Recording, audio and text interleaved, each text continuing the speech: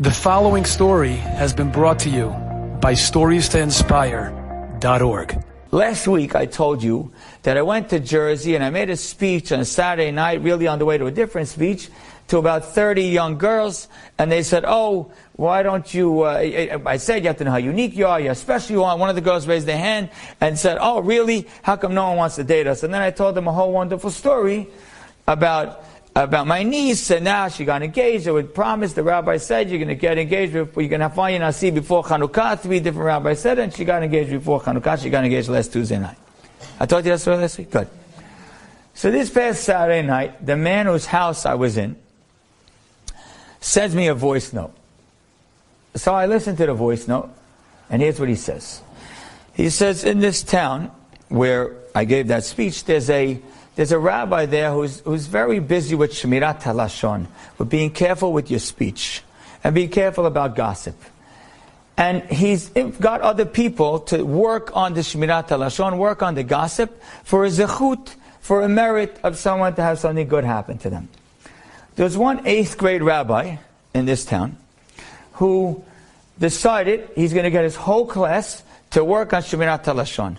The whole class is going to work on their gossip the entire year. Okay? And that 8th grade rabbi was one of my brother-in-laws. And when he did that, he had in mind that his niece, which is my niece, should get engaged. And sure enough, he did it in Rosh Hashanah time.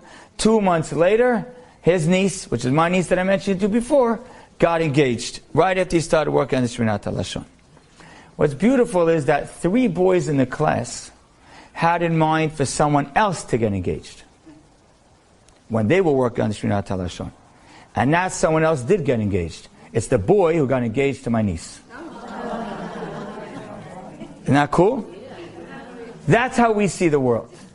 We see the world through our believing in Hashem perspective.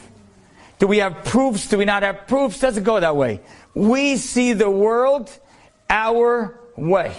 That's why you're not allowed to have a menorah that's more than 20 amot, which is either 30 or 40 feet in the air, unless there's a building across you. You can't have it more than 20 or 30 feet in the air. You know why? Because I can't see it.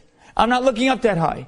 And if I can't see it, it's not going to be able to have the impact that it's supposed to have, because the lights, those candles, those lights are supposed to impact my thoughts and impact my vision.